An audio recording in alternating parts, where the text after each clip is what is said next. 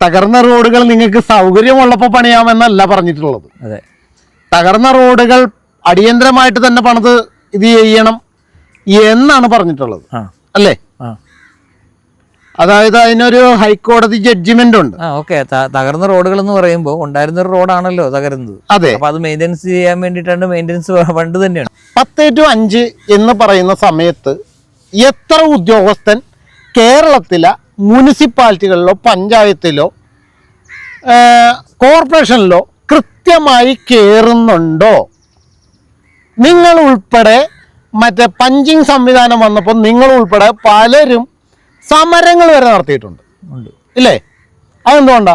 നിങ്ങൾക്ക് സൗകര്യമുള്ളപ്പോൾ കയറി വരാനായിട്ട് അച്ചീവീടൊന്നും അല്ലല്ലോ സർക്കാർ സ്ഥാപനം എന്ന് പറയുന്നത്. എന്തുകൊണ്ട് സർക്കാർ ഓഫീസുകളിൽ ഇപ്പോഴും പഞ്ചിങ് മെഷീനുകൾ സ്ഥാപിച്ചിട്ടില്ല എന്നുള്ളതാണ് എൻ്റെ ചോദ്യം. കേരളത്തിലെ മുനിസിപ്പാലിറ്റികളിൽ അല്ലെങ്കിൽ മുനിസിപ്പാലിറ്റി, കോർപ്പറേഷൻ, പഞ്ചായത്ത് എവിടെയെങ്കിലോ എത്ര സ്ഥലത്ത് പൊതു ടോയ്ലറ്റ് ഉണ്ട്? എൻ്റെ കളമശ്ശേരി മുനിസിപ്പാലിറ്റിയിൽ 35 വർഷം ഭരിച്ചത് UDF ആണ്. ഈ 35 വർഷം ഭരിച്ചിട്ട് ആ കളമശ്ശേരി മുനിസിപ്പാലിറ്റിയിൽ ഇന്ന് വരെ ഒരു പൊതു ടോയ്ലറ്റ് ഇല്ല. ജനപ്രതിനിധി പഞ്ചായത്ത് പ്രസിഡന്റോ അല്ലെങ്കിൽ മുനിസിപ്പൽ പ്രസിഡന്റോ ആരെയാണെന്ന് വെച്ചാൽ അവരെ ഇങ്ങോട്ട് വിളിക്കുക, ഒറ്റടിയാണ് കൊടുക്കുക. എന്നിട്ട് ചോദിക്കണം, സാറേ നീ എന്തിനാണ് ഇപ്പൊ എന്നെ തല്ലിയത്? പൊതു ടോയ്ലറ്റ് എവിടെയാടാ കള്ളപ്പെടുക എന്ന് ചോദിക്കണം, അല്ലേ? നമസ്കാരം, ഞാൻ ബോസ്കോ കളമശ്ശേരി. ഇലക്ഷനുമായി ബന്ധപ്പെട്ട് ഇലക്ഷൻ ട്രെൻഡാണ് ഇപ്പം നടന്നുകൊണ്ടിരിക്കുന്നത്. കഴിഞ്ഞ ദിവസം ബീഹാറിൽ വോട്ട് ചോരിയാണ് എന്നൊക്കെ പറഞ്ഞെങ്കിലും BJP തൂത്തുവാരി കൊണ്ടുപോയി. വരും ദിവസങ്ങളിൽ കേരളത്തിൽ ത്രിതല പഞ്ചായത്ത് തെരഞ്ഞെടുപ്പ് നടക്കുവാണ്.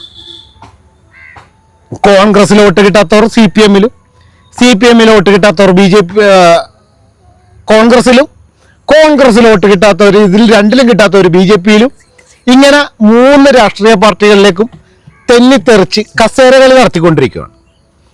എന്തായാലും ഇതൊന്നുമല്ല, ഇതുമായിട്ടൊക്കെ ബന്ധപ്പെട്ട് കുറച്ച് കാര്യങ്ങൾ എനിക്ക് പറയാനുണ്ട്, ചോദിക്കാനുമുണ്ട്. ഒന്നാമത്തെ ടോപ്പിക്ക് റോഡ് പണിയാണ്. ഒരു പ്രാദേശിക വികസനം എന്ന് പറയുന്നത് എപ്പോഴും റോഡുകളാണ്. വേണ്ടത് വ്യാവസായിക അടിസ്ഥാനത്തിൽ ഒരു വാർഡിൽ അല്ലെങ്കിൽ ഒരു വാർഡിൽ എപ്പോഴും ഒരു വികസന പ്രവർത്തനങ്ങൾ എന്ന് പറയുന്നത് ഉന്നത കെട്ടിടങ്ങൾ വരുന്നതോ ഫ്ലാറ്റ് വരുന്നതോ മറ്റതോ വരുന്നതോ ഒന്നുമല്ല. അവിടെയുള്ള ആളുകൾക്ക് ജോലി കൊടുക്കുമ്പോൾ മാത്രമാണ് അതിനെ ഒരു വികസനം എന്ന് പറയാൻ പറ്റത്തുള്ളൂ. എന്തായാലും നമുക്ക് ഒരു പഞ്ചായത്ത് അല്ലെങ്കിൽ ഒരു സെക്രട്ടറിയെ നമുക്ക് ഒന്ന് വിളിക്കാം, എന്നിട്ട് നമുക്ക് ബാക്കി കാര്യങ്ങൾ പറയാം. ഹലോ, നമസ്കാരം. ഹലോ സാറേ, കേൾക്കാവോ? പറഞ്ഞോ. ഹലോ സാർ, ഈ പഞ്ചായത്തിലും മുനിസിപ്പാലിറ്റികളിലൊക്കെ അധികാര കസേരയിലിരുന്ന ഒരാളാണ്, അല്ലേ? എൻ്റെ ചോദ്യം ഇതാണ്, താങ്കൾ ഈ റോഡ്, എൻ്റെ വാർഡിൽ ഒരു റോഡ് പണിയുമ്പോൾ, അല്ലെങ്കിൽ ഇപ്പോൾ ജനപ്രതിനിധികൾ ഞാൻ ഉൾപ്പെടെ നാളെ ജയിച്ചു എന്ന് വിചാരിക്കുക. ജയിച്ചു കഴിയുമ്പോൾ ഞങ്ങൾ മോഹന വാഗ്ദാനങ്ങളൊക്കെ കൊടുക്കും. മോഹന വാഗ്ദാനങ്ങൾ എല്ലാം കൊടുത്ത് അധികാര കസേരയിൽ അല്ലെങ്കിൽ കൗൺസിലറോ അല്ലെങ്കിൽ ജനപ്രതിനിധിയായി എന്ന് വിചാരിക്കുക. ഇത് കഴിഞ്ഞ് അവിടെ ചെന്ന് കഴിയുമ്പോൾ പറയുന്ന വാഗ്ദാനങ്ങൾ ചെറുതൊന്നും ആയിരിക്കില്ലല്ലോ.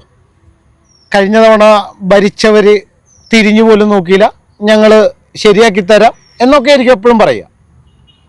അപ്പം ഈ പറഞ്ഞതുപോലെ മുന്നോട്ട് പോകുന്നു. 4.25 കൊല്ലവും ആ നാടിലേക്ക് ഒരു വികസനം നടത്തിയിട്ടുണ്ടാവില്ല ഇവർ. അവസാനം ഇലക്ഷൻ ഒരു തൊട്ട് മുമ്പ്, അപ്പം പൊട്ടിപ്പൊളിഞ്ഞ് തകർന്ന് തരിപ്പണമായ റോഡിലൂടെ ആയിരിക്കും ഞാൻ ഉൾപ്പെടെ അതിലെ നാട്ടിലൂടെ അല്ലെങ്കിൽ പുറത്തുനിന്ന് വന്നവരെല്ലാവരും ആ റോട്ടിൽ കൂടെ സഞ്ചരിക്കുക. ഇവർ പറയും ഞങ്ങളുടെ ജനപ്രതിനിധി വളരെ വലിയ വികസനമാണ് നടത്തി വെച്ചത്. അപ്പം 4.25 വർഷവും ഈ പൊട്ടി തകർന്ന റോട്ടിൽ കൂടെയാണ് ഞങ്ങൾ പോകുന്നത്. ഇത് കഴിയുമ്പോൾ ഭർത്താവ് മാറി വനിത വരുന്നു. അപ്പോൾ ഭർത്താവിനെ പിടിച്ചിട്ട് ഭർത്താവിനെ മാറ്റി അദ്ദേഹത്തിൻ്റെ ഭാര്യയെ നിർത്തുന്നു. എന്നിട്ട് പറയും വികസനമാണ് വികസനം. സത്യത്തിൽ ഇത് വികസനമാണോ പ്രകസനമാണോ എന്നറിയാൻ വേണ്ടിയിട്ടാണ് ഞാൻ താങ്കളെ വിളിച്ചത്. അതെ, എനിക്ക് അതിനകത്തൊരു ക്ലാരിഫിക്കേഷൻ വേണം. എന്തിനെ കുറിച്ചുള്ള പറഞ്ഞോളൂ. ഈ ഇലക്ഷൻ്റെ റോഡ്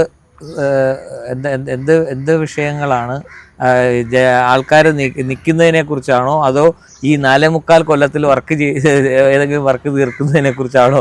അല്ല, ഈ 4 വർഷവും അല്ലെങ്കിൽ 5 വർഷത്തിലും 5 വർഷത്തിലും 4 വർഷവും ഇവർ കളയുന്നു, അല്ലെങ്കിൽ 4.25 കൊല്ലവും കളയുന്നു. ഒരു അവസാന നിമിഷം വന്നിട്ട് ഇവരൊരു വികസന പ്രവർത്തനം നടത്തുന്നു. അപ്പോൾ ഈ 4.5 വർഷം ഈ പൊട്ടിപ്പൊളിഞ്ഞ റോട്ടിൽ കൂടെ ഞങ്ങൾ നടന്നത് അന്നേരം നിങ്ങൾ ഉൾപ്പെടെയുള്ള സെക്രട്ടറിമാർ ഉൾപ്പെടെയുള്ളവർ ഇതൊന്നും കാണുന്നില്ലേ? അതായത് ഇതൊരു പദ്ധതിയാണല്ലോ. ഒരു 5 വർഷത്തേക്കാണ് നമ്മൾ എലക്ട് ചെയ്ത ആൾക്കാരെ എടുക്കുന്നത്. ഇപ്പൊ നമ്മുടെ നിയമപ്രകാരം ഇപ്പൊ നമ്മൾ ഇലക്ഷൻ വെച്ച് 5 വർഷത്തേക്കാണ് അവർക്ക് ഭരണ ചുമതല കൊടുക്കുന്നത്. ഈ 5 വർഷത്തിൽ ഓരോ വർഷവും പദ്ധതികൾ ആക്കി തന്നെയാണ് കാര്യങ്ങൾ ചെയ്യുന്നത്. അപ്പൊ റോഡാകാം, പാലാകാം, അല്ലെങ്കിൽ മറ്റുള്ള വർക്കുകളാകാം. എല്ലാ പദ്ധതികളും എല്ലാ വർഷവും ഉണ്ട്. എല്ലാ വർഷവും. അത് മാർച്ച് 31 എന്ന് പറയുന്ന ഒരു നമ്മുടെ സാമ്പത്തിക വർഷം കൊണ്ടാണ്. ഏപ്രിൽ തൊട്ട് തുടങ്ങിയിട്ട് മാർച്ച് കൊണ്ട് തീർക്കണമെന്നുള്ളതാണ് നമ്മുടെ വ്യവസ്ഥ. പലപ്പോഴും ഇത് ചെയ്തു വരുമ്പോൾ പിന്നെ ഓരോ വാർഡിലെയും പ്രോജക്റ്റുകൾ, അതാണ് പഞ്ചവത്സര പദ്ധതി മുൻകൂട്ടി കാണണമെന്നുള്ളൊരു കാഴ്ചപ്പാടാണ് ശരിക്കും ഇതിനകത്ത് വെക്കുന്നത്. 5 വർഷത്തേക്കാളും മുൻകൂട്ടി നമ്മളത് കണ്ടുകൊണ്ട് പഞ്ചവത്സര പദ്ധതികൾ എന്നുള്ളതാണല്ലോ നമ്മൾ പറഞ്ഞു കേട്ട എല്ലാവർക്കും അറിയാവുന്ന ഒരു രീതിയിൽ തന്നെ പറയാം. അപ്പം ഇത് എല്ലാ വർഷവും അതിൻ്റെ ഓരോ ഭാഗമാണ് നടത്തിക്കൊണ്ടുപോരുന്നത്. അപ്പോൾ ഇത് ആദ്യമേ തന്നെ ആ വാർഡിൽ ഇന്ന ആവശ്യമുണ്ടെന്ന് ഗ്രാമസഭയോ ഇത് കൂടിയോ അല്ലെങ്കിൽ പൊതുവായതോ, ഇപ്പൊ നമ്മൾ സാധാരണ പരിപാലിച്ചുകൊണ്ടിരിക്കുന്നത് മെയിൻ്റനൻസുകളാണ്, റോഡ് മെയിൻ്റനൻസ് ആണ്. റോഡ് മെയിൻറ്റെയിൻ ചെയ്യുന്ന കാര്യത്തെ കുറിച്ചാണ് ഞാൻ ചോദിക്കുന്നത്. ഓക്കെ, അപ്പൊ ഞാനൊരു ഉദാഹരണം പറയാം. അതാണ് ഞാൻ പറയുന്നത്. ഇപ്പൊ റോഡ് പൊളിഞ്ഞു. ഈ റോഡ് പൊളിഞ്ഞതിൽ 4.5 വർഷം 4.25 വർഷം ഞാൻ ആ പൊട്ടിപ്പൊളിഞ്ഞ റോട്ടിലൂടെയാണ് പോയത്. 5ാമത്തെ അല്ലെങ്കിൽ 4.25 വർഷം കഴിഞ്ഞ് ഒരു ഇലക്ഷൻ 1 മാസം മുമ്പുള്ളപ്പോ റോഡ് പണിത ജനപ്രതിനിധിനെ എന്ത് ചെയ്യണമെന്നൊക്കെ ചോദിച്ചു കഴിഞ്ഞാൽ അതിലേക്ക് ഞാൻ പറഞ്ഞു വന്നത്, എല്ലാ വർഷവും നമ്മുടെ നാട്ടിൽ ഓരോ ഇതിനും ത്രിതല പഞ്ചായത്ത് അല്ലെങ്കിൽ ത്രിതല ഇതിൽ നമ്മൾ എടുക്കുമ്പോൾ, അത് നഗരസഭയിലായാലും ഇതെടുക്കുമ്പോൾ എല്ലാ വർഷവും പദ്ധതികൾ വെക്കാനായിട്ട് ഇത് ഗ്രാമസഭ വിളിച്ചു കൂട്ടും. ഗ്രാമസഭയിൽ നമ്മുടെ ആവശ്യങ്ങൾ നമ്മൾ പറയുന്നു. എക്സ്ട്രാ വരുന്ന ആവശ്യം ശരിക്കും ഇതിനകത്ത് ഞാനൊരു കാര്യം ചോദിച്ചോട്ടെ. ശരിക്കും ഇതിനകത്ത് കേരള ഹൈക്കോടതി ഒരു ജഡ്ജിമെന്റ് ഉണ്ട്. തകർന്ന റോഡുകൾ നിങ്ങൾക്ക് സൗകര്യമുള്ളപ്പോൾ പണിയാമെന്നല്ല പറഞ്ഞിട്ടുള്ളത്. തകർന്ന റോഡുകൾ അടിയന്തരമായിട്ട് തന്നെ പണിത് ഇത് ചെയ്യണം എന്നാണ് പറഞ്ഞിട്ടുള്ളത്, അല്ലേ? അതായത് അതിനൊരു ഹൈക്കോടതി ജഡ്ജിമെന്റ് ഉണ്ട്. തകർന്ന റോഡുകൾ എന്ന് പറയുമ്പോൾ ഉണ്ടായിരുന്ന ഒരു റോഡാണല്ലോ തകരുന്നത്. അതെ, അപ്പൊ അത് മെയിൻ്റെനൻസ് ചെയ്യാൻ വേണ്ടിയിട്ടാണ് മെയിൻ്റെനൻസ് ഫണ്ട് തന്നെയാണ്. ഇനി ഞാൻ വേറൊരു കാര്യം ചോദിച്ചോട്ടെ. അത് ആ സ്പോട്ടിൽ ചെയ്യണ്ടേ? അല്ലാതെ നിങ്ങൾക്ക് ഇഷ്ടമുള്ളപ്പോ നിങ്ങൾക്ക് ഇഷ്ടമുള്ളപ്പോ ചെയ്യാമെന്നൊന്നും അല്ലല്ലോ അതിന്റെ വ്യവസ്ഥ. ആണോ? ചെയ്യണം. അതിന് 365 ദിവസത്തിൽ നമുക്ക് തരുന്ന സമയമുണ്ട്. ഞാൻ എന്റെ നാട്ടിൽ ഈ കളമശ്ശേരി മുനിസിപ്പാലിറ്റിയിലെ സെക്രട്ടറിനെ എന്റെ നാട്ടിൽ ഞാൻ കണ്ടിട്ടില്ല. എന്റെ വാർഡിലെ എന്റെ നാട്ടിന്റെ സെക്രട്ടറിയെ ഞാൻ എന്റെ നാട്ടിൽ കണ്ടിട്ടില്ല. അതിപ്പം സെക്രട്ടറിമാർ ശരിക്കും ഓഫീസിലുണ്ടോ? ഓഫീസിലുണ്ട്. ഈ അപ്പോഴാണ് എനിക്ക് വേറെ സംശയം. ഈ സംശയം വേറൊന്നുമല്ല. അതായത് സെക്രട്ടറി രാവിലെ 10 മണിക്ക് 10:15 10 മണിക്കാണോ? എത്ര മണിക്കാണ് ഓഫീസിൽ കയറേണ്ടത്? 10 to 5 അല്ലേ? മാറ്റമൊന്നുമില്ല.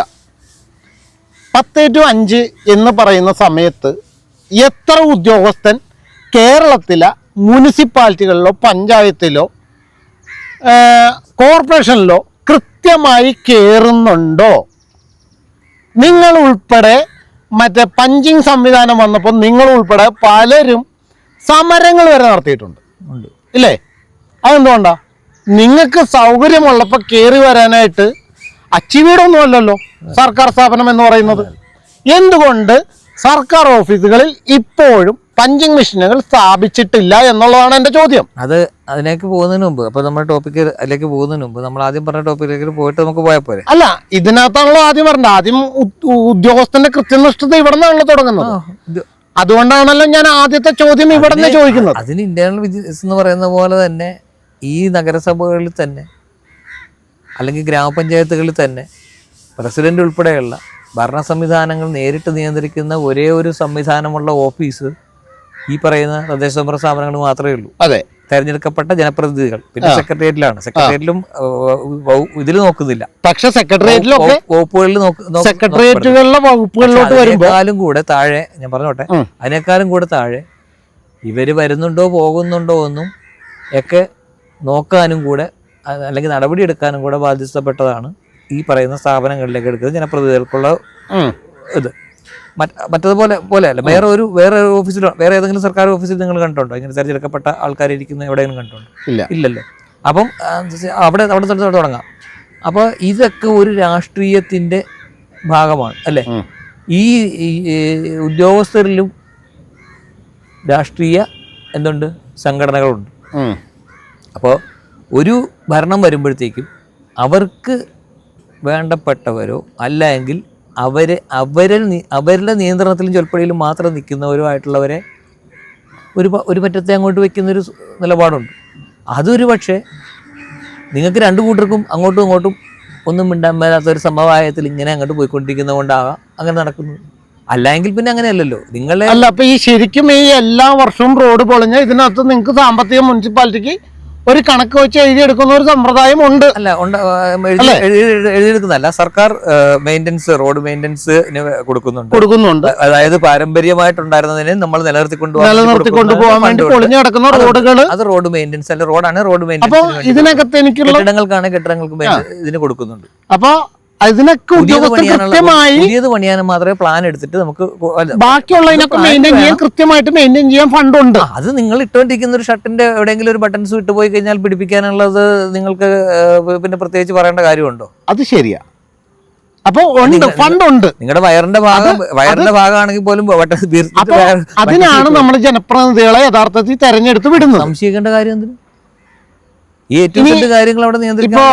ഇനിയിപ്പോ ഞാൻ രണ്ടാമതൊരു കാര്യം ചോദിച്ചോട്ടെ.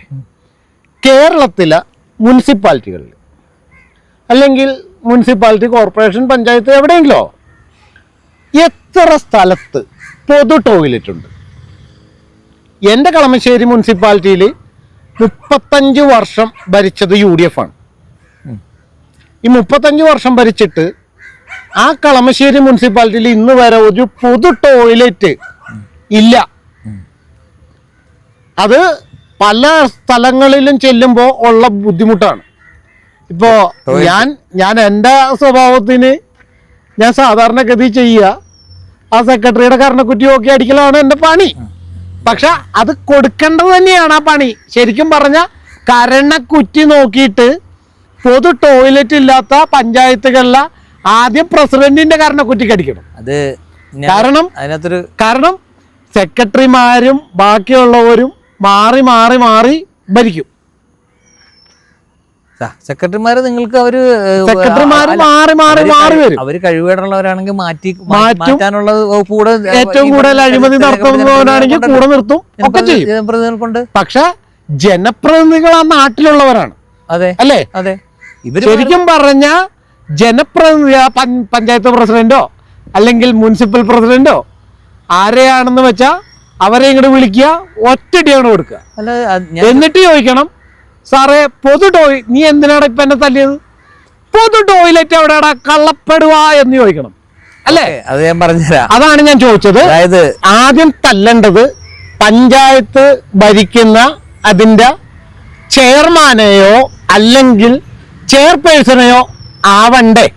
അതെ, ഞാനൊരു കാര്യം ചോദിക്കട്ടെ. തല്ലേണ്ട കാര്യത്തിൽ മാത്രമല്ല, ഈ കാര്യത്തിൽ ഉത്തരവാദിത്വം പറയേണ്ട റെസ്പോൺസിബിലിറ്റി എന്ന് പറയുന്നത് ഒരാളെ അവിടെ നിങ്ങളുടെ നാട്ടിൽ, നിങ്ങളുടെ കുടുംബത്തിൽ നിങ്ങളോട് ബന്ധപ്പെട്ടതോ നിങ്ങളെ അറിയാവുന്നതോ നിങ്ങളെ ആ നാട്ടിലെ ഏറ്റവും കൂടുതൽ അറിയപ്പെടുന്നതായിട്ട് നിങ്ങളുടെ ആവശ്യങ്ങൾ അറിയുന്ന ഒരാളെയാണ് അവിടെ തിരഞ്ഞെടുത്തിരിക്കുന്നത്. അതെ. തിരിച്ച് ഓഫീസ് കാര്യങ്ങൾക്ക് പേപ്പർ നടപടികൾ ഞാൻ ചോദിക്കുന്നത് സെക്രട്ടറി, ഞാൻ ചോദിക്കട്ടെ, ചോദിക്കണ്ട. നിങ്ങൾക്ക് തോന്നണ പോലെ ഇന്ന സ്ഥലത്തേക്ക് ഒരു ഫണ്ട് എന്നൊന്നും അല്ല. അല്ലല്ലോ, കൗൺസിൽ തീരുമാനമെടുത്ത് കൗൺസിലിൽ വെച്ച് 44 ഉണ്ടെങ്കിൽ 44, 48 ഉണ്ടെങ്കിൽ 48, 50 ഉണ്ടെങ്കിൽ 50, എത്രയാണോ അവിടെ ഏകീകൃതമായ ഒരു രീതിയിൽ എല്ലാവരും കൂടി വന്ന് എന്താണ് ആവശ്യമൊന്നും പ്രാധാന്യം എന്താണെന്ന് വെച്ച് ചെയ്യേണ്ടത് അവര് തന്നെയാണ്. അതിനകത്ത് കൗൺസിൽ തീരുമാനത്തിന് വെച്ച് 3 മാസം വരാം, 2 മാസം വരാം. കൗൺസിൽ തീരുമാനത്തിന് വെച്ച് കൗൺസിൽ അംഗീകാരം കിട്ടിക്കഴിയുമ്പോഴാണ് ഈ പറഞ്ഞ സാധനത്തിന് അവിടെ അപ്രൂവൽ കൊടുക്കുക. സെക്രട്ടറിക്ക് പിന്നെ മുന്നോട്ട് അങ്ങനെ ജനപ്രതിനിധികൾ വെക്കാത്തതാണ് എന്റെ ആക്ഷേപം. ഇപ്പൊ എനിക്കൊന്ന് മൂത്രമൊഴിക്കാൻ പോകണം. ഈ മൂത്രമൊഴിക്കാൻ പോകുമ്പോൾ ഞാൻ എവിടെ പോയി മൂത്രമൊഴിക്കും? പൊതുസ്ഥലത്ത് മൂത്രമൊഴിച്ച നിങ്ങൾ വന്ന് ഫൈൻ അടിക്കാം. നിങ്ങൾക്ക് മാത്രമല്ല പോലീസിനും അടിക്കാം. പൊതുസ്ഥലത്ത് നഗ്ന പ്രദർശനം കാണിച്ചു എന്ന് പറഞ്ഞ് പോലീസ് കേസ് കൊടുക്കും. അതേ സമയത്ത് ഇനി ഹെൽത്ത് ഡിപ്പാർട്ട്മെന്റ് ആണ് അതിൽ കൂടെ പോകുന്ന സമയത്താണ് ഞാൻ മൂത്രമൊഴിച്ചുകൊണ്ടിരിക്കുന്നതെങ്കിൽ അപ്പൊ പോലീസ് മറ്റേ ഇവര് വന്നിട്ട് ഒരു എത്ര രൂപ ഇപ്പൊ ഫൈൻ? 5000 രൂപ. ഞാന് അല്ല 5000 രൂപ എത്ര ഫൈൻ പൊതുസ്ഥലത്ത്? ഒരു കാര്യം പറഞ്ഞോട്ടെ. അപ്പൊ ഈ പറയുന്ന ബാത്റൂമുകൾ എവിടെയാണ് ഫൈൻ എന്ന് ചോദിക്കുന്നതിന് മുമ്പ് ഫൈൻ എടുക്കണമെങ്കിൽ ഒരു കാര്യം കൂടെ ഉണ്ട്. നിങ്ങൾ അതിനുള്ള സൗകര്യം ഒരുക്കി കൊടുത്തിട്ട് വേണം നിങ്ങൾ എന്ത് ചെയ്യാനായിട്ട്. അതിൽ നിന്ന് മാറി എന്തെങ്കിലും ചെയ്തിട്ടുണ്ടെങ്കിൽ ഫൈൻ എടുക്കാനായിട്ട്. അതാണ് ഞാൻ ചോദിക്കുന്നത് അത് നിങ്ങൾ മുട്ടാപ്പോക്ക് ന്യായം പറയുന്നതാണ്. പറയട്ടെ, അതിപ്പോ ഞങ്ങൾ ചോദിച്ചു കഴിഞ്ഞാൽ ഞാൻ ചോദിച്ചു കഴിയുമ്പോ നിയമപ്രകാരം ചോദിക്കാൻ പോകുമ്പോ അത് ഞാൻ ചോദിച്ചു കഴിയുമ്പോ പഞ്ചായത്ത് സെക്രട്ടറി ഒരു മിനിറ്റ്, ഞാനത് ചോദിച്ചു കഴിയുമ്പോ ഔദ്യോഗിക കൃത്യനിർവഹണം തടസ്സപ്പെടുത്തിയെന്ന് പറഞ്ഞുകൊണ്ട് 353 വകുപ്പ് പ്രകാരം നിങ്ങൾ കൊണ്ടുപോയി പോലീസിൽ കൊണ്ട് അടുത്ത പരാതി കൊടുത്ത് അവനെ ബുദ്ധിമുട്ടിക്കാനുള്ള പണിയൊക്കെ നിങ്ങളൊക്കെ എടുക്കും. അതിനുള്ള അതാണ് നിങ്ങൾ പറയുന്നത്. പറഞ്ഞ കാര്യം നിങ്ങൾ ശ്രദ്ധിക്കുക. ഞാൻ പറഞ്ഞൊരു കാര്യം നിങ്ങൾ ശ്രദ്ധിക്കാതെ പോകണോണ്ടാണ് കുഴപ്പം. ഞാൻ പറഞ്ഞു വന്നത് എവിടെയാന്ന് വെച്ചാൽ അതിന് ബാക്കി കാര്യങ്ങൾ കൂടെ പറഞ്ഞുതരാം. അതായത് ആ ഒരു ഉദ്യോഗസ്ഥന് ആ ഞാൻ കുറച്ചു മുമ്പ് നിങ്ങളെന്നോട് ചോദിച്ചല്ലോ 10 മണിക്ക് കയറി വരാത്തവരെ എന്തുകൊണ്ട് 10 മണിക്ക് കയറി വരാത്തവരെ പിടിക്കുന്ന ഒരുപാട് മുനിസിപ്പാലിറ്റി നമ്മൾ കണ്ടിട്ടുണ്ട്. ചിലയിടത്തൊക്കെ ചെരുപ്പുമാലയൊക്കെ ഇട്ടിട്ടുണ്ട്, ചിലയിടത്തൊക്കെ അങ്ങനെയൊക്കെ ഒരുപാട് കാര്യങ്ങളൊക്കെ ചെയ്തിട്ടുണ്ട്. പ്രകസനമല്ല അതിനകത്ത് ശരിക്കും ഒരു ജനപ്രതിനിധിയോ ജനപ്രതിനിധിയോ അല്ലെങ്കിൽ മറ്റാരുമോ അവിടെ വന്നിരിക്കേണ്ട ആവശ്യമില്ല. കൃത്യമായി ജോലിയിൽ കയറുന്നുണ്ടോ എന്നറിയാനായിട്ട് ജനപ്രതിനിധി വന്നിരിക്കേണ്ട ആവശ്യമില്ല. സെക്രട്ടറി വരുന്നത് എത്ര മണിക്കാണെന്ന് അറിയോ എന്റെ നാട്ടില? അതുകൊണ്ടാണ് 11 മണിക്ക്. അതുകൊണ്ട് തന്നെയാണ് കുഴപ്പം. ഇതിനാണ് പഞ്ചിങ് സംവിധാനം എന്ന് പറയുന്ന ഇലക്ട്രോണിക്സ് അല്ല ഡിവൈസ്. ഞാൻ ഒരു കാര്യം, അതെന്തുകൊണ്ടാണ് വെക്കാത്തതെന്നുള്ളതാണ് അടുത്ത ചോദ്യം. 9:30 ആകുമ്പോഴത്തേക്ക് ഓഫീസ് തുറന്ന് നമ്മളൊക്കെ ഓഫീസിൽ പോയിക്കൊണ്ടിരുന്ന കാലത്ത് ഞാനൊക്കെ ചെന്നതിന് ശേഷമാണ് അവിടെ താക്കോലും കൊണ്ടുവന്ന് തുറക്കുക. പലപ്പോഴും വിളിച്ചു വരെയും ആളെ കൊണ്ട് വിളിച്ചു വരെയും ഓഫീസ് തുറന്ന് ചരിത്രം വരെ ഉണ്ടായിട്ടുണ്ട്. ഈ തുറക്കേണ്ടവർ രണ്ട് താക്കോലുകൾ ഇത് ചെയ്യും, കസ്റ്റോഡിയൻ ആരാന്നൊക്കെ ഉള്ള കാര്യം നമുക്ക് പറയാം. പക്ഷെ ഇങ്ങനെ ഇത് ചെയ്യുമ്പോൾ അവിടെ ഒരു എക്സ്ക്യൂസ് ഉണ്ടാകുന്നതിന്റെ കാരണമാണ് ഞാൻ നിങ്ങളോട് ആദ്യം പറഞ്ഞത്. അതാണ് ഞാൻ. അപ്പോൾ ഈ ഒരു സംവിധാനത്തിൽ നിങ്ങൾ എല്ലാ ഈ പറയുന്നവര് എന്നെ ശ്രദ്ധിക്കാൻ ഒരാളുണ്ടെന്ന് കണ്ടു കഴിഞ്ഞാലും അത് എന്റേതല്ലാതായിട്ടുള്ള ഒരാളാണെങ്കിൽ മാത്രമേ അവിടെ നിയമം നടപ്പാവുള്ളൂ. നിയമമൊന്നല്ല. 10 മണിക്ക് നിങ്ങൾ പറയുന്നത് 11 മണിക്ക് മുനിസിപ്പൽ സെക്രട്ടറി വരുന്നു എന്ന് നിങ്ങൾ പറഞ്ഞു. ശരി, 11 മണിക്ക് മുനിസിപ്പൽ സെക്രട്ടറി വരുമ്പോൾ ഈ 11 മണിക്ക് മുനിസിപ്പൽ സെക്രട്ടറി വരുന്നുണ്ടെങ്കിൽ അത് ചോദിക്കാൻ ആദ്യമേ തന്നെ അവിടെ ഉത്തരവാദിത്തപ്പെട്ടവർ അവിടുത്തെ കൗൺസിലുണ്ട്. അത് ചോദിക്കുന്നില്ലല്ലോ. അത് ചോദിക്കാനായിട്ട് അവിടെ പഞ്ചിങ് സംവിധാനം എന്ന് പറയുന്നത് നിങ്ങൾ വെക്കണമെന്ന് എപ്പോഴെങ്കിലും ഏതെങ്കിലും കൗൺസിലിൽ നിങ്ങൾ പറഞ്ഞിട്ടുണ്ടോ? പഞ്ചിങ് സംവിധാനത്തെ കുറിച്ച് എന്റെ കാര്യത്തെ കുറിച്ച് നമുക്ക് പറയാം. പഞ്ചിങ് സംവിധാനങ്ങൾ വെക്കണ്ടേ, സ്ഥാപിക്കണ്ടേ? പഞ്ചിങ് അറ്റൻഡൻസ് ഉണ്ടായിരുന്ന കാലത്ത് എന്തോ ഇത് നടക്കും. 10 മണിക്ക് ഒരാൾ ഓഫീസിൽ വരണമെന്ന് നിയമം ഉണ്ടെങ്കിൽ അത് 10 മണിക്ക് തന്നെ. 2 മണി പഴയ കാലത്ത് ഉണ്ടായ സംവിധാനങ്ങളൊന്നും അല്ലല്ലോ. ഇപ്പൊ ഏത് മന്ത്രി പഴയ കാലത്ത് ഞാൻ ചോദിക്കട്ടെ, തദ്ദേശ സ്വയംഭരണ വകുപ്പ് സ്ഥാപനങ്ങളുടെ മന്ത്രിയാണ് MP രാജേഷ് ആണ്. മറ്റൊന്നുമില്ല ഇപ്പോഴും. ഇനി ഇന്നലെ ഞാനും രാജിവെച്ചോന്ന് എനിക്കറിയാൻ പാടില്ല. അപ്പൊ എന്റെ ചോദ്യം ഇതാണ്, ഈ മന്ത്രി എത്ര തദ്ദേശ സ്വയംഭരണ സ്ഥാപനങ്ങളിൽ കയറിയിട്ടുണ്ട് എന്ന് എനിക്ക് പച്ചക്ക് ചോദിക്കേണ്ടി വരും. കാരണം എന്ത് നോക്കാൻ വേണ്ടിട്ട്, എന്ത് നോക്കാനായിട്ട്, ഇത് കൃത്യമായിട്ട് പ്രവർത്തിക്കുന്നുണ്ടോ, എന്താണ് അവിടുത്തെ അവസ്ഥ എന്നൊക്കെ അറിയാനായിട്ട് ഈ മന്ത്രി കയറേണ്ട ബാധ്യതയൊക്കെ ഉണ്ട്. മറ്റേ മരുമോനില്ല, അമ്മായപ്പനും മരുമോനും കൂടി, മരുമോൻ PWD മന്ത്രി, PWD വകുപ്പ് മന്ത്രി, നാടിന്റെ സ്വന്തം മരുമോൻ, പുള്ളി PWD ഗസ്റ്റ് ഹൗസുകളിൽ പോയിട്ട് ബിയറും കുപ്പിയും മദ്യക്കുപ്പിയും പെറുക്കാൻ പോയത് ഓർമ്മയുണ്ടല്ലോ നിങ്ങൾക്ക്? അത് മറന്നുപോയിട്ടില്ലല്ലോ. നിങ്ങളെല്ലാവരും കണ്ടിട്ടുണ്ട്, പബ്ലിക് എല്ലാവരും കണ്ടിട്ടുണ്ട്. പുള്ളി വിളിച്ചുകൊണ്ട് വന്നത് എല്ലാ മാധ്യമങ്ങളെയും വിളിച്ചുകൊണ്ടുപോയി ആ PWD ഗസ്റ്റ് ഹൗസിന്റെ പരിധിക്കകത്ത് ആ കോമ്പൗണ്ടിൽ കിടക്കുന്ന മദ്യക്കുപ്പികളും ബിയർ കുപ്പികളും എല്ലാം എടുത്തുകൊണ്ട് വന്നിട്ടുണ്ട്. പക്ഷേ ഈ പറയുന്ന ബാക്കി മന്ത്രിമാരുണ്ട്. അപ്പം അതാണ് ഞാൻ പറഞ്ഞത്, രാജേഷ്, MP രാജേഷ്, പുള്ളി എവിടെയെങ്കിലും ഏതെങ്കിലും ഒരു ഓഫീസിൽ കയറി പരിശോധിച്ചിട്ടുണ്ടോ? രാവിലെ കൃത്യമായിട്ട് 10 മണിക്ക് ഇന്ന ഉദ്യോഗസ്ഥൻ വരുന്നുണ്ടോ പോകുന്നുണ്ടോ എന്ന് പരിശോധിച്ചിട്ടുണ്ടോ? ഓക്കെ, ഞാൻ അതിനൊരു മറുപടി ഞാൻ പറഞ്ഞോട്ടെ. കേട്ട് കഴിഞ്ഞിട്ട് ഇനി അടുത്ത കാര്യങ്ങളിലേക്ക് പോകും. എന്താണെന്ന് വെച്ച് കഴിഞ്ഞാൽ ഈ ചോദിച്ച ചോദ്യത്തിന് തന്നെയാണ് ഞാൻ ഉത്തരം ആദ്യമേ തന്നെ പറഞ്ഞു വന്നത്. ഈ സംവിധാനങ്ങളെ ക്രമപ്പെടുത്തി നടക്കുന്നു എന്നാണ് മന്ത്രിയുടെ ഓഫീസിലേക്ക് റിപ്പോർട്ട് പോകുന്നതെങ്കിൽ പിന്നെ മന്ത്രി കയറി ഇറങ്ങുമോ? ഇപ്പൊ നിങ്ങളുടെ നാട്ടിലില്ല, ഒരു കാര്യം ചോദിച്ചോട്ടെ, നിങ്ങൾ നീട്ടിലല്ല, ഈ നാട്ടിൽ തന്നെ ഇരിക്കുന്നു, നിങ്ങൾ ജോലി കാര്യത്തിലായിട്ട് അല്ലെങ്കിൽ വേറൊരു കാര്യം, നിങ്ങളൊരു വേറൊരു സ്ഥലത്ത് ഇരിക്കുവാണ്, അവിടെ ഇരിക്കുന്നു. നിങ്ങൾ നിങ്ങളുടെ വീട്ടിലേക്ക് വിളിച്ചു ചോദിക്കുമ്പോൾ അങ്ങനെയുണ്ട്, പിള്ളേർ ഭക്ഷണം കഴിച്ചോ, പിന്നെ ആരെയായിരിക്കും വിളിച്ചു ചോദിക്കുന്നത്? ഭാര്യ ആയിരിക്കുമല്ലോ സ്വാഭാവികമായിട്ടും വിളിച്ചു ചോദിക്കുന്നത്. ഭാര്യയെ വിളിച്ചു ചോദിക്കുന്നു. അപ്പോൾ ഭാര്യ നിങ്ങളുടെ ആരാ? ഏറ്റവും അടുത്ത നിങ്ങളുടെ കുടുംബം നോക്കുന്ന ഒരാൾ, നിങ്ങളില്ലാത്തപ്പോൾ നിങ്ങളുടെ കാര്യങ്ങൾ നോക്കാൻ നിങ്ങൾ ചുമതലപ്പെടുത്തിയിരിക്കുന്ന ഒരാളെന്നുള്ള രീതി. ഓക്കെ, ഞാൻ പറയട്ടെ.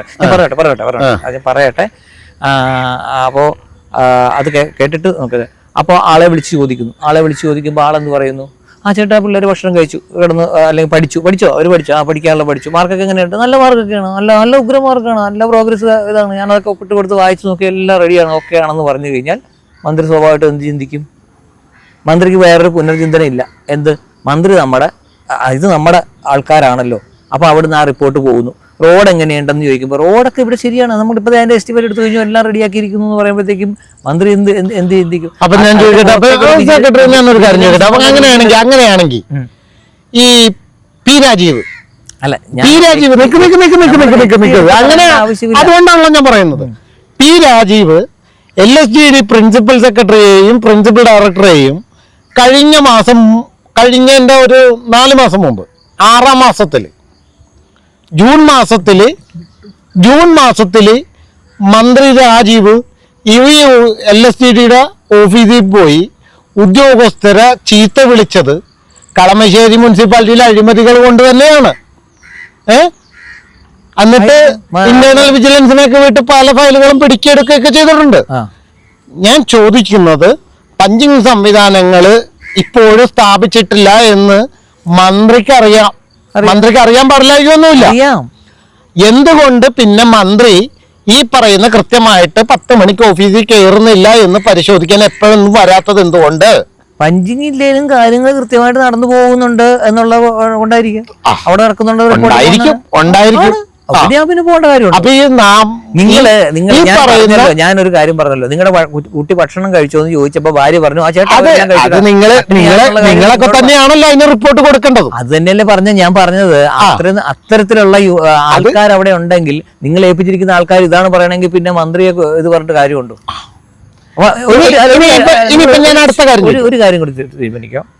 അപ്പോൾ ഇവിടുത്തെ വിഷയം വേറെയാണ്. അപ്പം നിങ്ങളുടെ കുടുംബത്തെക്കാരെ കുറിച്ച് ഞാൻ പറഞ്ഞു, ഭാര്യ ഇങ്ങനെ പറയുന്നു, അപ്പം നിങ്ങളുടെ അമ്മ വീട്ടിലുണ്ട് അല്ലെങ്കിൽ അച്ഛൻ വീട്ടിലുണ്ട് പറയാം, ഇന്ന പോലെ വിളിച്ചിട്ട് പറയുന്നു ആ പറഞ്ഞത് തെറ്റാണ്, കൊച്ചു ഭക്ഷണം കഴിച്ചിട്ടില്ല, 4 ദിവസമായി ഇവിടെ അരി വെച്ചിട്ടില്ല എന്നുള്ള കാര്യം നിങ്ങളെ അവരറിയിച്ചിട്ടുണ്ടോ ഇല്ലയോ എന്നുള്ളതൊരു പ്രധാനമാണല്ലോ. നിങ്ങളെ അറിയിച്ചിട്ടുണ്ടോ എന്നുള്ളതിന് ആരാണ്? ഇവിടെ നിങ്ങളുടെ വീട്ടിലെ പ്രധാനപ്പെട്ട കാരണവന്മാരായിട്ടിരിക്കുന്ന ആൾക്കാരുണ്ട്, അവരറിയിച്ചിട്ടുണ്ടോ? ഇവിടെ ഈ സെക്രട്ടറി ഇത്ര മണിക്ക് വരുന്നില്ല, കാര്യങ്ങൾ നടക്കുന്നില്ല, ഞങ്ങൾ നിയന്ത്രിച്ചിട്ട് നിൽക്കുന്നില്ല, ഇനി നടപടി എടുത്തോളണം എന്നുള്ള കൊടുത്തിട്ടുണ്ടോ എന്നുള്ള കാര്യം കൂടെ ജനപ്രതിനിധികളാണല്ലോ ഇവിടെ നടക്കുന്ന പല സെറ്റിൽമെന്റ് ആണല്ലോ. നിങ്ങളും പറഞ്ഞു വന്ന വിഷയം അതിലേക്ക് തന്നെയാണ്, സെറ്റിൽമെന്റിലേക്കാണ് ഇവിടെ പോയിക്കൊണ്ടിരിക്കുന്നത്. അതുകൊണ്ടാണ് എനിക്ക് പറ്റില്ല എന്ന് പറഞ്ഞിരിക്കട്ടെ. ഞാൻ ചോദിച്ചത്, പൊതു ടോയ്ലറ്റുകളില്ല, പൊതു ടോയ്ലറ്റുകൾ ശരിയാക്കി തരണ്ടേ? ഇപ്പൊ ഞാൻ എന്റെ നാട്ടിൽ ഞാനിപ്പോ താമസിക്കുന്ന കളമശ്ശേരി മുനിസിപ്പാലിറ്റിയുടെ പരിധിയിലാണ്. ഇപ്പൊ എന്നെ നാളെ കാണാൻ തിരുവനന്തപുരത്ത് ഒരാൾ വന്നു, അയാൾ ചിലപ്പോ ഡ്രൈവ് ചെയ്തായിരിക്കും വന്നു. അപ്പോ അയാൾക്കൊന്ന് ബാത്റൂമിൽ പോകണം വന്ന വഴിക്ക്, അയാൾ എവിടെ ബാത്റൂമിൽ പോവും? അയാള് ഒരു ആണാണെങ്കിൽ മുണ്ടും പൊക്കിയെന്ന് മൂത്രമൊഴിക്കും. ഒരു സ്ത്രീ ആണെങ്കിലോ സ്ത്രീ ആണെങ്കിൽ എവിടെ ഇതിന് കാര്യം സാധിക്കും എന്ന് നിങ്ങൾ എനിക്കൊന്ന് പറഞ്ഞു തന്നെ. ഈ സെക്രട്ടറി നിങ്ങൾക്കും ഭാര്യയും മക്കളും ഭാര്യയും മക്കളും അമ്മയും ഒക്കെ ഉണ്ട്. അപ്പൊ അതാ പറഞ്ഞത്, അതുകൊണ്ടാണ് നിങ്ങളും ചോദിക്കുന്നത്. നിങ്ങളും ഈ നാട്ടിൽ തന്നെ ജീവിക്കുന്ന ഒരു പച്ചയായ മനുഷ്യനാണ്. അതുകൊണ്ടാണ് ഉദാഹരണമായി വീട്ടിൽ നിന്ന് തന്നെ പറഞ്ഞത്. അത് തന്നെയാണ് ഞാൻ ചോദിച്ചത്. നിങ്ങൾക്കും ഭാര്യയും മക്കളും അമ്മയും ഒക്കെയുണ്ട്. ഇവരെ കൊണ്ട് നിങ്ങൾ പോകുമ്പോഴും മറ്റു മുനിസിപ്പാലിറ്റികളിൽ ചെല്ലുമ്പോഴും ഇതേ അവസ്ഥ തന്നെ നിങ്ങൾ പ്രതിനിധീകരിക്കേണ്ടി വരും. അനുഭവിച്ചിട്ടുണ്ട്. ഞാൻ യാത്ര പോയ സമയത്ത് വണ്ടി കൊണ്ട് നിർത്തിയിട്ട്, എൻ്റെ വൈഫും കുട്ടികളും ഒക്കെ ആയിട്ട് പോകുന്ന സമയത്ത് വണ്ടി കൊണ്ട് നിർത്തിയിട്ട് കേരളത്തിൻ്റെ തന്നെ വടക്കൻ ജില്ലയിൽ ഒരു വൈകുന്നേരം ആയപ്പോഴാണ്, രാത്രി ഇരുട്ട് തുടങ്ങിയ സമയത്ത് 7:30 മണിയായിട്ടുണ്ടായിരുന്നു. ആ സമയത്ത് വീടുകളിൽ കൊണ്ടുപോയി ഞാൻ. അപ്പൊ അവര് നല്ല വീട്ടുകാരെ, ചില നമ്മൾ ചെല്ലുമ്പോ എല്ലാ വീട്ടുകാരും നമ്മൾ ഉണ്ടോ? ചിലപ്പോ പമ്പിന്റെ വിഷയം പറഞ്ഞല്ലോ, പമ്പുകളിൽ പോയിട്ട് ഇത് ചെയ്യണമെന്ന് പറഞ്ഞു, ഹോട്ടലുകളിൽ പോയിട്ട് ചെല്ലണമെന്നൊക്കെ പറഞ്ഞ് നമ്മൾ നിയമം ഉണ്ടാക്കി വെച്ചു. എല്ലാ പമ്പിൽ തുറന്നു കൊടുക്കണമെന്ന് പറഞ്ഞു. പക്ഷെ ഇപ്പോഴും പമ്പുകളിലോട്ടൊക്കെ ചെല്ലുമ്പോ അവരുടെയൊക്കെ മുഖഭാവം നമ്മൾ കണ്ടിട്ടുണ്ടെങ്കിൽ ഞാനൊരു കാര്യം ചോദിച്ചോട്ടെ, പമ്പിലേക്ക് ചെല്ലണ്ട. അല്ല, നിങ്ങൾ പമ്പ് വീട് പമ്പ് മാറ്റി വെക്ക്. ഞാൻ ചോദിക്കട്ടെ, നിങ്ങൾ പമ്പിന്റെ കാര്യത്തിലോട്ട് തൂങ്ങണേന്നതാ. നിങ്ങളുടെ മുനിസിപ്പാലിറ്റികളിൽ, കേരളത്തിലെ എത്ര മുനിസിപ്പാലിറ്റികളിൽ പൊതു ടോയ്ലറ്റ് ഉണ്ട്? ഞാൻ എന്താ വിഷയം പറഞ്ഞു തരുന്നത്? കേരളത്തിൽ ഇല്ലാത്തതിനെ കുറിച്ചല്ലേ ഞാൻ, എന്റെ അനുഭവമല്ലേ ഞാൻ പറഞ്ഞു വന്നത്. ഞാൻ എന്താ എന്റെ അനുഭവം തന്നെയാണ് പറഞ്ഞു വന്നത്. ഞാൻ ചെന്നപ്പോൾ അത് കിട്ടാതെ ഞാൻ അനുഭവിച്ചിട്ടുള്ള ഒരാളും കൂടിയാണ്. ഇപ്പൊ അതിന് സംവിധാനമായിട്ട് ദേശീയപാതകളിലൊക്കെ ടോയ്ലറ്റ് അല്ലെങ്കിൽ ഇത് കൊടുക്കാം. ഞാൻ ചോദിച്ചോട്ടെ, ഇനി ഒന്നും വേണ്ട, ഒരു സർക്കാർ ഓഫീസിൽ പോയാൽ കഴിഞ്ഞാൽ ഉണ്ടോ ഒന്ന് നിങ്ങൾ എന്നോട് തന്നെ എപ്പോഴും ചോദിക്കണം. ഞാൻ ഏതെങ്കിലും ഒരു മുനിസിപ്പാലിറ്റിയിലോ ഉണ്ടോ? അപ്പൊ ഇനി വേറൊരു കാര്യം കൊണ്ട് ഞാൻ അങ്ങോട്ട് തിരിച്ചുണ്ടോ ഞാൻ ചോദിക്കട്ടെ, മുനിസിപ്പാലിറ്റികളിൽ പൊതു ടോയ്ലറ്റ് ഉണ്ടോ? നിങ്ങൾ വെള്ളം കുടിച്ചാലല്ലേ മൂത്രമൊഴിക്കേണ്ട ആവശ്യമുള്ളൂ. വെള്ളം ഉണ്ടോ എന്ന് ആദ്യം നിങ്ങൾ തിരക്കിയിട്ടുണ്ടോ? 35 വർഷമായിട്ട് ഒരു സർക്കാർ സംവിധാനത്തിൽ വെള്ളം കിട്ടാത്ത ഉണ്ടെന്ന് പറഞ്ഞാൽ നിങ്ങൾ അറിയോ? ഈ കേരളത്തിൽ സ്വാതന്ത്ര്യം കിട്ടിയിട്ട് ഇത്ര നാളായിട്ട് അതെവിടെ? ഈ കേരളത്തിൽ തന്നെയുണ്ട്. വെള്ളത്തിനകത്ത് കിടക്കുന്ന നാട്ടിൽ തന്നെ ഉണ്ടായിരുന്നു. വെള്ളത്തിനകത്ത് കിടക്കുന്ന നാട് തന്നെയുണ്ട്. കുടിവെള്ളമില്ല. കുടിവെള്ളം കൃത്യമായിട്ട് സംവിധാനത്തിൽ ഈ നാട്ടിൽ എവിടെയൊക്കെ എത്തിയിട്ടുണ്ട്. ഇപ്പോ ഈ കേരളത്തിൽ തന്നെ ഒരു ജില്ലയില് ഇനിയിപ്പോ സംഭവിക്കാൻ പോണത്, അവിടെ നമ്മുടെ സെക്രട്ടറിയുടെ ജോലി പോകട്ടോ. ഇടുക്കിയില് ഇന്ത്യൻ ഭരണഘടനയുടെ ആർട്ടിക്കിൾ 21 വയലേഷൻ കേട്ടോ, ജോലി പോകട്ടോ. സെക്രട്ടറിയുടെ ജോലി കളയാനല്ലേ നിങ്ങളെ കൊണ്ടാവുള്ളൂ. നിങ്ങൾക്ക് ചെയ്യേണ്ടവരെ കൊണ്ട് ചെയ്യിപ്പിക്കാൻ നിങ്ങളെ കൊണ്ടാവൂലല്ലോ. അവിടെയാണ് എന്റെ ചോദ്യം. ഞാനാണോ ഇപ്പൊ ഞാൻ ഒരു കാര്യം ചോദിച്ചു. ഞാൻ നിങ്ങളെന്ന് ഉദ്ദേശിക്കുന്നത് എന്നെ ഫോൺ വിളിക്കുന്ന ഒരു വ്യക്തിയല്ല, ഞാൻ വിളിക്കുന്ന ഒരു സമൂഹത്തിനോടാണ് ഞാൻ സംസാരിക്കുന്നത്, ഒരു വ്യക്തിയോടല്ല ഞാൻ സംസാരിക്കുന്നത്. അതുകൊണ്ടാണ് നിങ്ങൾ എന്ന് പറയുന്നത്. നിങ്ങൾക്ക് ഉടനെ നടപടി എടുക്കാനായിട്ട്, അല്ലെങ്കിൽ അയാൾ അത് പറഞ്ഞു, ഇയാൾ ഇത് പറഞ്ഞു എന്നല്ല പറയുന്നത്. ഞാൻ പറയുന്നതിനകത്ത് സത്യം എന്താണെന്ന് ആരോടാ ചോദിക്കേണ്ടത്? നടപ്പാക്കേണ്ട ഒരു ഉദ്യോഗസ്ഥനുണ്ടാകുന്ന ബുദ്ധിമുട്ടുകൾ കൂടെ അനുഭവിച്ചിട്ടുള്ള ഒരാൾക്കാണ് ഈ രീതിയിൽ പറയുന്നത്. അതുകൂടെ ശ്രദ്ധിക്കുക. നടപ്പാക്കേണ്ട ഒരു ഉദ്യോഗസ്ഥന് നടപ്പാക്കാൻ തടസ്സം ഉണ്ടാകുന്നത് എവിടെയാണെന്ന് ബോധ്യത്തോടു കൂടെ തന്നെയാണ് ഞാൻ സംസാരിക്കുന്നത്. ഞാനും എൻ്റെ കുടുംബവും ഒന്ന് കണ്ടുകൊണ്ട് തന്നെയാണ്. അപ്പൊ നിങ്ങളും ഞാനും എന്ന് പറയുന്നത്, നിങ്ങൾ എന്നെ ഫോണിൽ വിളിച്ച് സംസാരിക്കുമ്പോൾ ഞാനൊരു സമൂഹത്തിനോടാണ് ഇത് പറയുന്നത് കൂടെ ബോധ്യപ്പെടുകൊണ്ട് ഞാൻ ചോദിക്കുന്നത്. അപ്പോൾ അടുത്ത ദിവസം വെള്ളം ഉണ്ടാകില്ല എന്നൊരു ഇതുകൂടെ വന്നിട്ടുണ്ട്. അതായത് ബദൽ സംവിധാനങ്ങളൊന്നും ഉണ്ടാക്കാൻ പറ്റാത്തൊരു നാട് എന്ന് പറയുന്നത് ഇത്രയും വർഷമായിട്ട്. ഞാൻ പറയാം, കുടിവെള്ളം, ടോയ്ലറ്റ്, ഈ സൗകര്യങ്ങളൊക്കെ ഒരുക്കി കൊടുക്കണമെന്നുള്ളത് അതാത് നിങ്ങൾ എന്താ ഗ്രാമപഞ്ചായത്തും അല്ലെങ്കിൽ മുനിസിപ്പാലിറ്റി എന്നൊക്കെ അല്ലേ നിങ്ങൾ ഇപ്പോഴും അറിയപ്പെടുന്നത്? യഥാർത്ഥത്തിൽ എന്താണ് ഇതിന്റെ പേര് തന്നെ ശരിക്കും പറയുന്നത്? നമ്മുടെ ഭരണഘടനയിൽ പ്രകാരം ഇത് വെച്ചേക്കണ പ്രകാരം എന്താ ശരിക്കും പറയാം? പ്രാദേശിക സർക്കാരാണ്. അതെ, പ്രാദേശിക സർക്കാർ ഒന്ന് ഇവിടെ ആര് പറഞ്ഞ് കേട്ടിട്ടുണ്ട്? പ്രാദേശിക സർക്കാർ ഒന്നും ആരും പറയാറില്ല. പ്രാദേശിക സർക്കാരാണ്. പ്രാദേശിക സർക്കാർ പദവിയുള്ള സ്ഥാപനങ്ങളാണ് തദ്ദേശ സ്വയംഭരണ സ്ഥാപനം. അതിന്റെ കീഴിൽ തന്നെയാണ് മറ്റുള്ള എല്ലാ കൃഷിയും ആരോഗ്യവും ഇതെല്ലാ സംവിധാനങ്ങളും ഒരുക്കുന്നത്.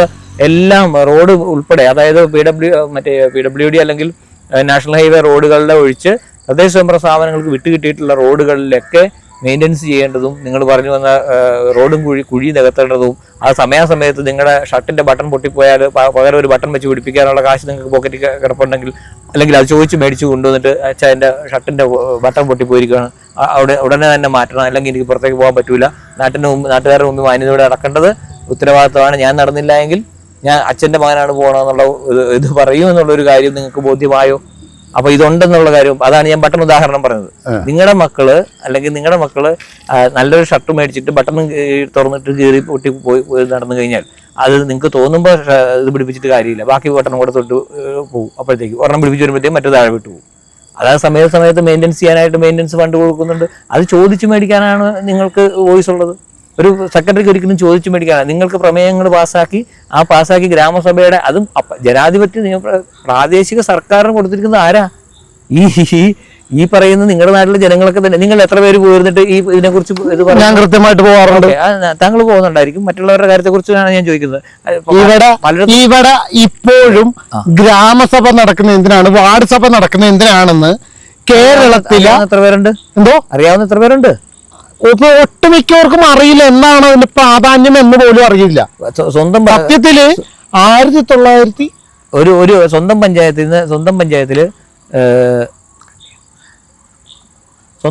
പഞ്ചായത്തിലെ പ്രസിഡന്റ് ആരാണെന്നോ വാർഡ് മെമ്പർ ആരാണെന്നോ അറിയാൻ പാടില്ലാത്ത യുവതലമുറയല്ലേ ഇവിടെയുള്ളത്.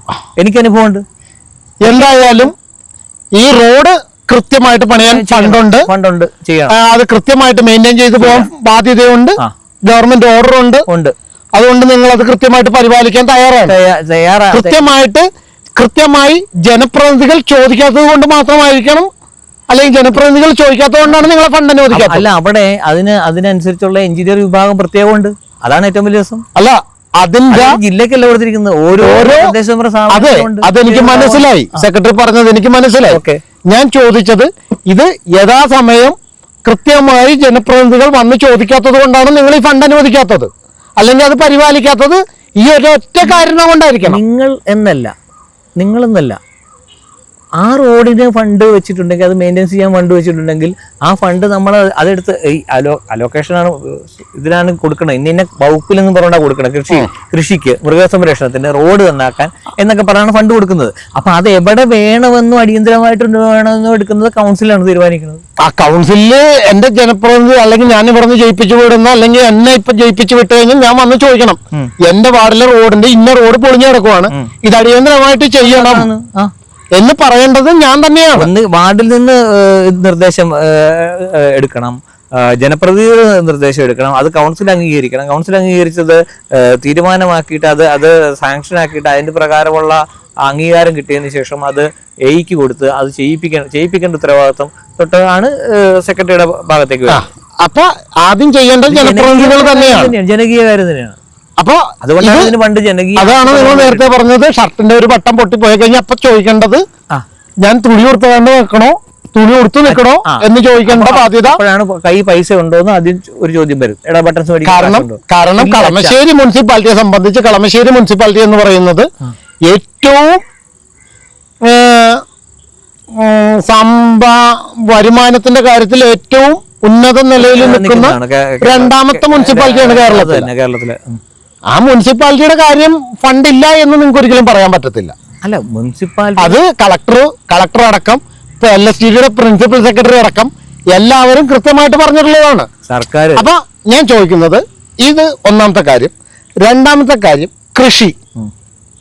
കൃഷി റോഡ് നന്നാക്കണ പോലെ തന്നെയാണ്, മാൻഡേറ്ററിയാണ് കൃഷി എത്ര പഞ്ചായത്തുകളിലും അല്ലെങ്കിൽ എത്ര മുനിസിപ്പാലിറ്റികളിലും എത്ര കോർപ്പറേഷനുകളിലും കൃഷിയെ പ്രോത്സാഹിപ്പിക്കുന്നുണ്ട്.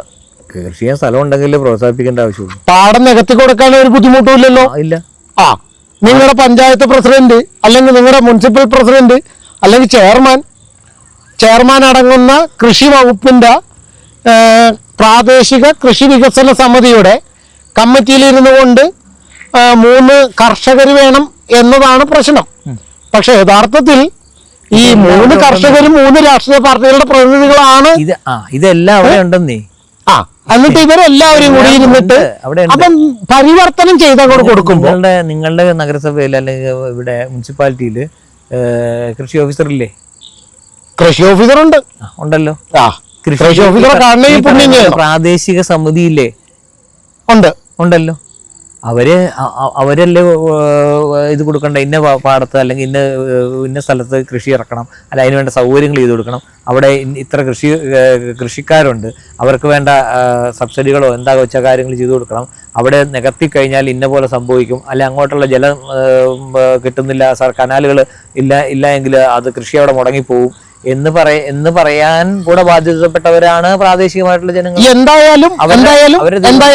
എന്തായാലും ഇരുട്ടായി തുടങ്ങി. എന്തായാലും ഷർട്ടിന്റെ ബട്ടൺസ് പൊട്ടിപ്പോയ പോലെ പ്രാധാന്യമുണ്ട് നിങ്ങൾ ഈ പറയുന്ന മുനിസിപ്പാലിറ്റിയിലെ അല്ലെങ്കിൽ പഞ്ചായത്തിലെ ഏത് ത്രിതല പഞ്ചായത്തുകളുടെയും റോഡുകളുടെ ബട്ടൺ മാത്രമല്ല, കൊടുത്തിരിക്കുന്ന മുണ്ട് കീറിയാലും തുന്നി വെക്കുന്ന പോലെ തന്നെയാണ് അവനവന്റെ.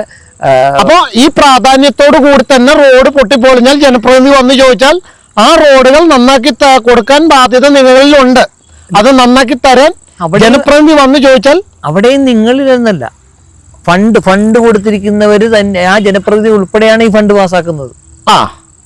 അപ്പോ അതിനെ പേപ്പർ വർക്കിന്റെ 80% വർക്കുകളും അവിടുന്ന് തന്നെ ഇത് ചെയ്യുന്നു. 20% മാത്രമേ പേപ്പറിന്റെ ഒരു ഇത് വരുന്നു. അല്ലെ പോട്ടെ, 75% കാര്യങ്ങളും ആക്കി ഇത് എല്ലാം ആക്കി കഴിഞ്ഞാൽ പേപ്പർ ആക്കാൻ താമസം ഉണ്ടാക്കുന്നെങ്കിൽ അത് നിയമപരമായിട്ട് തടസ്സം വരുത്തുന്ന ഉദ്യോഗസ്ഥരുടെ ബാക്കിയെല്ലാം ജനപ്രതിനിധികളുടെ കഴിവുകേടുകൾ കൊണ്ട് തന്നെയാണ്. പ്രോജക്ട് പാസ്സാക്കി എടുക്കുന്നതിന് ഏറ്റവും ഇത് പ്രാദേശിക സമിതിയായ അവർക്ക് തന്നെയാണ്, തെരഞ്ഞെടുക്കപ്പെട്ട ജനപ്രതിനിധികൾ ഉൾപ്പെട്ട സഭ അവരെടുക്കുന്ന മിനിസിലെ തീരുമാനമാണ് സർക്കാർ തലത്തിലേക്ക് പോകുന്നത്. അവിടെ ആവശ്യമാണ് എന്ന് കാണുന്നതും ചെയ്യേണ്ടതും ചെയ്യിപ്പിക്കേണ്ട ഉത്തരവാദിത്വം, ഫണ്ട് വന്നിട്ടുണ്ടെങ്കിൽ ചെയ്യിപ്പിക്കേണ്ട ഉത്തരവാദിത്വവും കാര്യങ്ങളും ആണ് പേപ്പർ വർക്കുകളിലാണ്. ബാക്കിയെല്ലാം ജനപ്രതിനിധികളുടെ വീഴ്ചകൾ കൊണ്ട് തന്നെ സംഭവിക്കുന്നതാണ്. അല്ലെങ്കിൽ പിന്നെ നിങ്ങളുടെ നാട്ടിൽ ആളെ എടുക്കണ്ടല്ലോ, പുറത്തുനിന്ന് ആളെ വിളിച്ചാൽ പോരെ. ശരി, എന്തുകൊണ്ട് നിങ്ങളിൽ നിന്ന് തന്നെ ആളെ? ശരി, ഓക്കെ, താങ്ക് യു. ശരി. എന്തായാലും ഈ പറഞ്ഞതുപോലെ സെക്രട്ടറി പറഞ്ഞതുപോലെ ജനപ്രതിനിധികളുടെ ഉത്തരവാദിത്തമില്ലായ്മയാണ് നാടിൻ്റെ റോഡ് പൊളിയുന്നതിൻ്റെ പ്രധാന കാരണം. അല്ലാതെ 4 വർഷം 5 വർഷം വോട്ട് കൊടുത്ത് ജയിപ്പിച്ചിട്ട് അല്ലെങ്കിൽ ഇനി 2030 അവസാനം റോഡ് പണിയുന്നത് നാടിൻ്റെ വികസനമല്ല, അല്ലെങ്കിൽ ആ നാടിൻ്റെ ജനപ്രതിനിധിയുടെ കഴിവ് കൊണ്ടല്ല, കഴിവ് കേടുകൊണ്ടാണെന്ന് ഇതിലും നന്നായിട്ട് സെക്രട്ടറി പറഞ്ഞു തരാൻ പറ്റുമോ എന്നെനിക്ക് അറിയില്ല. എന്തായാലും സെക്രട്ടറി പറഞ്ഞ വാക്കുകൾ ഇനി മത്സരിച്ച് ജയിക്കുന്ന ജനപ്രതിനിധികളുടെ 2 ചെവിട്ടിലും ഇയർബഡ്സ് അത് റെക്കോർഡ് ചെയ്തു വെച്ചിട്ട് 2 ചെവിട്ടിലും എപ്പോഴും കേട്ടാൽ നിങ്ങൾക്ക് നല്ലതായിരിക്കും. അല്ലെങ്കിൽ നേരത്തെ സെക്രട്ടറി പറഞ്ഞ ജനപ്രതിനിധി ഉദ്യോഗസ്ഥനെ ചെരുപ്പുമാല ഇട്ടതുപോലെ ജനപ്രതിനിധികളുടെ ദേഹത്തും ചെരുപ്പുമാല എന്നെപ്പോലെയുള്ളവൻ ഇടേണ്ടി വരും. അത് ഇടിക്കരുത് എന്ന് മുഖത്തു നോക്കി ജനപ്രതിനിധികളോട് പറഞ്ഞുകൊണ്ട് നിർത്തുന്നു. നന്ദി, നമസ്കാരം.